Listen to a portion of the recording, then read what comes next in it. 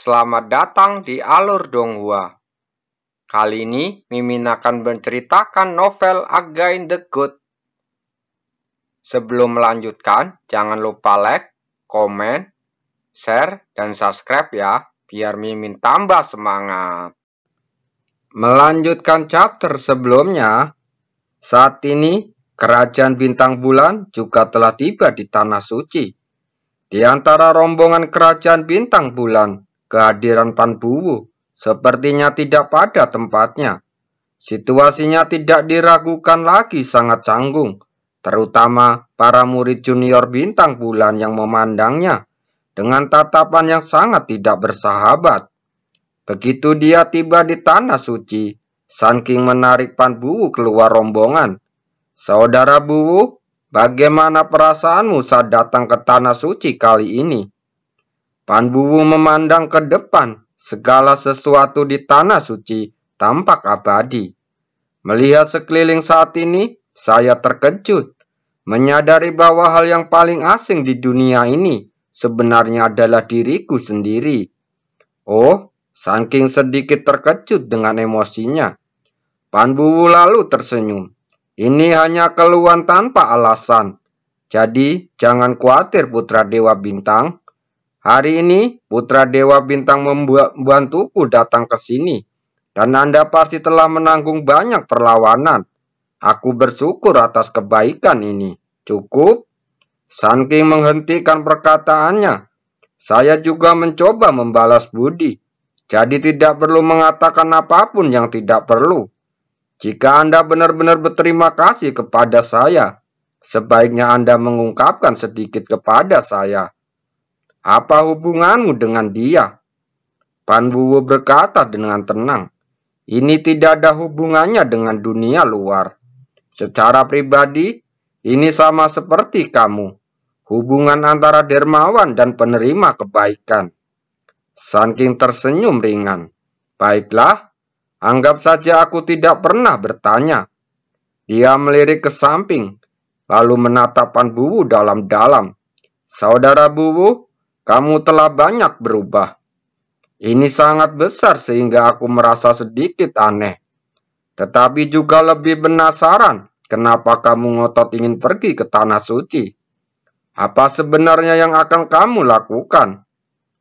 Dia tidak bertanya lebih jauh, tetapi berkata dengan penuh arti.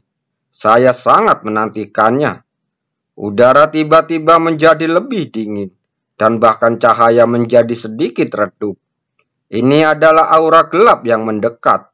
Sun King dan Pan Buwu berhenti pada saat bersamaan. Dipimpin Dewa Ki Heng dan Pan Yunseng yang berada di barisan depan. Dan putra Dewa Kupu-Kupu Burung Hantu, Pan Buzuo, yang berada di belakangnya. Orang-orang kerajaan Kupu-Kupu Burung Hantu perlahan-lahan berjalan ke arah mereka, dipimpin oleh 3 penjaga Dewa Tanah Suci. Dewa Ki Heng memiliki indera spiritual yang sangat tajam, sehingga dia telah menyadari keberadaan Pan Buwu, tetapi dia tidak melihatnya. Dan matanya tidak pernah tertuju padanya bahkan untuk sesaat, seolah-olah dia tidak pernah melihatnya sama sekali. Sun King segera membungkuk dan berkata, Sun King dari Kerajaan Bintang Bulan memberi hormat kepada Tuan Ki Heng dan semua para senior. Pan Buwu juga membungkuk sedikit dan memberi hormat, menundukkan kepalanya dan berseru dengan lembut, Ayah Dewa. Ya, Pan Yunseng mengangguk sedikit ke arah Sun King, tapi mengabaikan para Pan Buwu sepenuhnya. Dan ketika Pan Buwu membungkuk dengan hormat, kelihatan keterkejutan muncul di matanya, tapi itu hanya sekejap. Karena beberapa tahun belakangan ini, ketika Pan Buwu bertemu dengannya, dia hanya bisa membalasnya dengan kemarahan, kekecewaan, dan teriakan menghina, tanpa rasa hormat sama sekali. Namun saat ini, dia membungkuk dengan begitu hormat dan menyebutnya Ayah Dewa, juga membawa rasa hormat yang hampir asing setelah sekian lama menghilang. Namun, sentuhan ini hanya sesaat. Ia sudah lama kecewa dengan Pan Buwu sehingga kehilangan harapan kepadanya, bahkan menyatakan akan meninggalkannya dan tidak akan pernah memperdulikannya lagi, tidak peduli hidup atau mati. Saat dia hendak lewat, Pan Buzuo berhenti dan memandangnya ke atas dan ke bawah, ke arah Pan Buwu dengan penuh minat. Oh, bukankah ini anjing yang berduka yang keluar dari kerajaan kupu-kupu burung hantu? Saya sambil menangis dan melolong. Saya mendengar bahwa Anda ingin memasuki lembah cemeng untuk menikmati mimpi abadi, tetapi Anda malah diusir. Hah, lagi pula, Anda dulunya adalah putra dewa kupu-kupu burung hantu, tetapi kamu rela merendahkan diri hanya untuk masuk dalam mimpi abadi. Tidak masalah jika kamu ingin mempermalukan dirimu sendiri, tetapi jika kerajaan penenun mimpi tidak mengusirmu, itu akan membuat kerajaan kupu-kupu burung hantu menjadi bahan tertawaan seluruh dunia. Pan Buwu tidak mengucapkan sepatah kata pun. Oh, tingkat kultivasi sebenarnya telah meningkat. Pan Buzuo tampak terkejut dan kemudian tersenyum menghina. Mungkinkah kamu telah mengubah gaya hidupmu selama beberapa tahun terakhir waktu tinggal di lautan kabut? Kamu datang ke tanah suci dengan susah payah. Apakah kamu ingin membuktikan di depan Kaisar Yuan? Membuktikan dirimu di hadapan ayah dewa, sehingga ayah dewa menerimamu kembali. Pan Buzo menunjukkan senyum yang agak jahat, lalu merendahkan suaranya.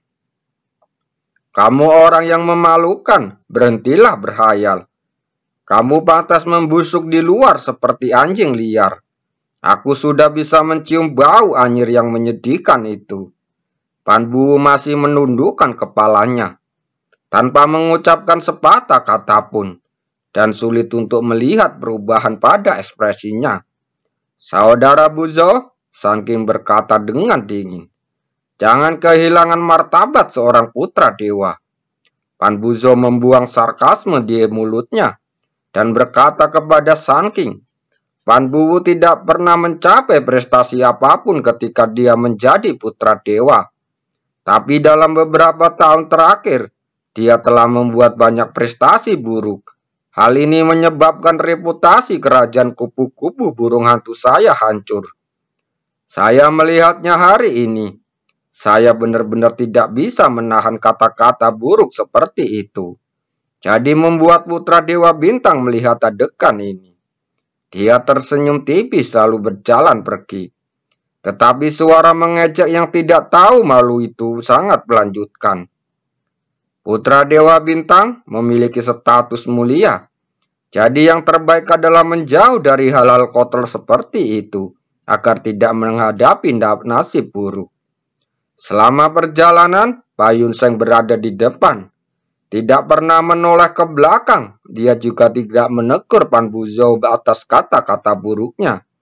Sebagian besar orang-orang di kerajaan dewa kupu-kupu burung hantu memandang Pan Buwu dengan acuh tak acuh atau merasa kasihan. Dan terakhir kali mereka datang ke tanah suci, Pan Buwu adalah putra dewa. Mereka berdiri bersama. Setelah mereka pergi, Sun King menurunkan alisnya dan berkata dengan sedikit kebencian, Pan Buzuo ini benar-benar terlalu sombong. Pan Buwu berkata tanpa ekspresi, setelah ibunya naik menjadi ibu suri, dia membunuh ibu saya. Jadi, dia dan saya ditakdirkan untuk tidak bisa bersama. Pada tahun-tahun sejak dia menjadi putra dewa, dia telah menindas dan mempermalukan saya secara terbuka dan secara diam-diam. Metodenya sangat kejam, sehingga bahkan Anda tidak dapat bisa membayangkannya. Jika bukan karena perjanjianku dengan Wu King, saya tidak akan mampu bertahan hidup selama bertahun-tahun ini. Kata-kata ini masuk ke telinga Sun King, tetapi tidak membuatnya merasakan kebencian yang cukup jelas. Malah membuatnya diam-diam merasa ketakutan. Dia menepuk bahu Pan Buwu dan berkata dengan wajah serius, tunggu, aku akan mengalahkannya di depan Kaisar Yuan. bukan hanya untuk melampiaskan amarahmu kepadanya, tetapi juga karena Pan Buzuo itu menjengkelkan untuk dilihat. Bagus, Pan Bu tersenyum tipis. Dan ada jurang gelap di matanya yang tidak bisa dilihat oleh Sun King. Aku menunggu untuk menyaksikan kekuatan ilahi putra Dewa Bintang sebagai serigala langit lagi. Suara mendengung terdengar di kejauhan. Tirai tipis tanah suci terbuka kembali. Sepertinya kerajaan malam abadi juga telah tiba. Setelah mengatakan ini, Sun King melihat ke samping ke arah Pan Bu. Kebencian dan niat membunuh dalam beberapa saat itu terlalu kuat. Dan dia tidak bisa mengabaikannya bahkan jika dia ingin mengabaikannya. Dia sama sekali tidak bergerak menghadapi ejekan dan provokasi dari Pan Buzuo. Sekarang hanya mendengar kata malam abadi. Niat membunuhnya langsung menjadi tidak terkendali. Sun King melihat ke kejauhan dan berkata dengan penasaran. Wuyi, Dewi baru kerajaan Dewa Malam Abadi, akhirnya bisa melihat penampilan aslinya. Kerajaan Dewa Malam Abadi telah menyembunyikannya dengan tertutup rapat. Tapi saya harap dia tidak mengecewakan. Di sisi lain tanah suci, saat Yunce dan Hua Caili mendekat, mereka mendengar suara gemuruh dari rumah batu di depan. Dan kemudian aliran asap hitam keluar dari pintu dan jendela rumah batu, yang terlihat sangat mencolok dengan latar belakang warna putih bersih di tanah suci. Tidak, panasnya salah. Waktunya tidak tepat. Cepat keluar. Seorang pemuda berjalan keluar dari rumah batu, disertai asap hitam yang mengepul. Ketika dia melihat Hu Caili, dia langsung tersenyum ramah. Caili kecil, ada di sini. Saat dia berbicara, dia membersihkan abu hitam di lengannya bajunya yang elegan. Paman Yuan Ying, Hua Caili menyapa dengan sopan, dan kemudian dengan cepat memperkenalkan. Dia adalah Kakak Yun, mantan putra dewa kerajaan penenun mimpi. Nama sebelumnya adalah... Oh, Meng Qian Yuan. Saya sudah lama mendengar tentangmu. Penjaga dewa Yuan Ying tersenyum lebar. Tampaknya tidak ada nada meremehkan. Sama seperti si kecil Caili dengan esensi dewa yang sempurna. Dalam hal bakat, bahkan dalam hal penampilannya, kalian berdua adalah pasangan yang cocok. Tapi sayang sekali bocah Jianxi itu yang lebih dulu mendapatkanmu. Yunce bergumam dalam hati. Dia benar-benar pandai menilai orang dan langsung berbicara padanya. Yunce memberi hormat kepada senior Yuan Ying, meskipun junior ini baru pertama kali tiba di tanah suci. Saya sudah lama mendengar nama senior Yuan Ying, dan saya sangat mengaguminya. Seperti kata pepatah, tidak perlu ada etika. Yuan Ying melambaikan tangannya, dan kemudian dia menyadari bahwa telapak tangannya yang putih ternoda oleh warna hitam. Jadi dia perlahan menyembunyikan di belakang punggungnya. Tuan hari ini sedang bersemangat. Lebih baik tidak mengganggunya. Jika tidak, boom! Terdengar ledakan tumpul lagi, disertai asap hitam tebal mengepul. Kemudian, raungan kegembiraan terdengar dari rumah batu. Oh, selesai? Akhirnya selesai. Caili kecil, cepat masuk. Aku punya sesuatu yang bagus. Yuan Ying menghela nafas panjang, dan ekspresi ketidakberdayaan di wajahnya. Kakak Yun, Paman Liso memanggil kita. Ayo cepat masuk. Hu Caili terbang ke rumah batu hanya beberapa meter jauhnya. Yunce mengangguk dengan sopan kepada penjaga dewa Yuan Ying, lalu mengikutinya. Penjaga dewa Yuan Ying tidak menghentikannya, tetapi menghela nafas pelan. Pengetahuan murid junior lainnya akan segera dihancurkan. Rumah batu itu tidak besar, tetapi benda-benda di dalamnya ditata dengan mempesona. Di tengah asap hitam yang mengepul, seorang lelaki tua kurus, yang mengenakan kain abu-abu dan pakaian kasar sedang membungkuk. Kedua telapak tangannya yang kurus bergesekan dengan bola api merah dengan bau yang aneh, dan matanya bersinar terang saat melantunkan mantra. Dari sudut pandang Yunce, ia tampak seperti katak yang sedang menggaruk kedua kakinya di depan. Paman Lixio, Hua Caili memanggilnya dengan penuh hormat. Kodok? Oh, tidak. Lelaki tua berbaju abu-abu itu melompat pada saat ini, lalu melangkah langsung menuju ke arah Hua Caili. Caili kecil, kamu datang di waktu yang tepat. Cepat, cobalah ini. Ini adalah formula yang baru saja saya tingkatkan.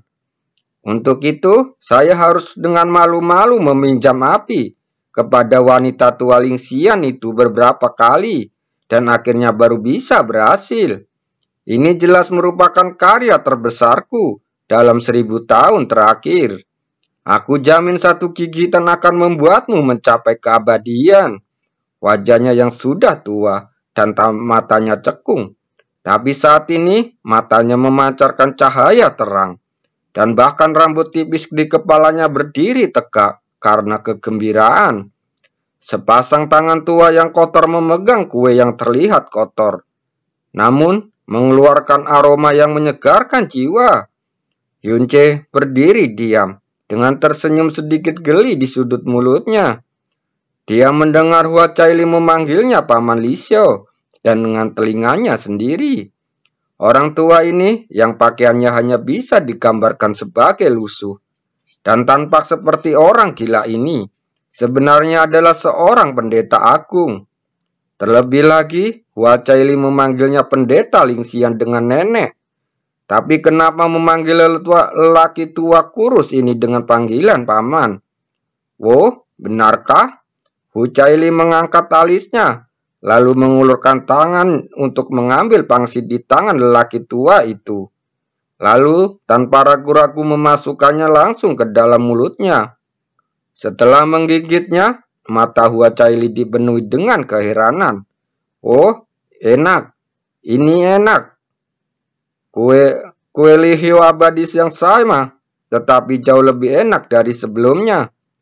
Oh, bahkan rasanya sudah banyak berubah. Benar. Hahaha. Pujian dari Hua Caili membuat bulu-bulu di tubuh lelaki tua itu hampir berdiri, dan tawanya langsung meledak seakan kehilangan jiwa dari tubuhnya. Seperti yang diharapkan dariku. Seperti yang diharapkan dari koki terbaik di tanah suci ini. Oh, tidak. Koki terbaik di jurang maut. Oh, benar. Mulai sekarang, itu akan diganti namanya menjadi kue abadi terbang Liosho. Tidak peduli itu dewa asli atau palsu, tapi setelah memakan kue abadiku, dia akan bisa terbang. Hahaha. Hua Caili terus menikmati kue itu, lalu berbicara perlahan di tengah tawa bahagia lelaki tua itu. Meskipun ini lebih enak dari sebelumnya, tapi jika dibandingkan dengan kue yang dibuat oleh kakak Yun, ini rasanya masih sedikit kurang. Tertawa lelaki tua itu langsung berhenti, seolah telah terpotong oleh pisau. Mata kecil orang tua itu tiba-tiba terbelalak. Kamu, apa yang kamu bicarakan? Kue abadi terbang Lisoku masih sedikit kurang. Ia melemparkan matanya, membenarkan kalimat demi kalimat, seolah-olah kata-kata ini menyentuh tabu besar yang tidak boleh disentuh. Ya, Hua Caili mengangguk tanpa ragu-ragu.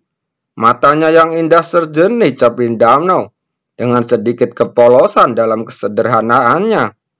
Terlepas dari kata-kata atau ekspresi, semuanya begitu alami dan tidak ada kebohongan. Pada saat ini, Yunce sepertinya mendengar suara sesuatu yang pecah di dada lelaki tua itu. Kemudian dia melompat dan berteriak, "Tidak mungkin! Kue abadi terbang Liso ini adalah hasil kerja keras saya selama ribuan tahun, dan bahkan melalui puluhan ribu penyesuaian untuk menciptakan kelezatan yang tak dapat tertandingi. Bahkan saya berharap saya bisa mencium diri sendiri setelah memakannya. Apa benda yang namanya kakayun itu? Apakah nama terkutuk seperti itu? Bagaimana pantas disandingkan dengan orang sepertiku? Itu tidak sebanding seperti buatanmu. Wajah Eli dengan cepat mengoreksi. Ini benar-benar lebih enak daripada yang dibuat oleh Paman Lisio. Dan tidak hanya roti pendeknya. Banyak hal yang dibuat oleh Kakayun jauh lebih enak daripada yang dibuat oleh Paman Lisio. Sekali lagi, Yunce mendengar semacam suara pecah berkeping-keping dari dada lelaki tua itu.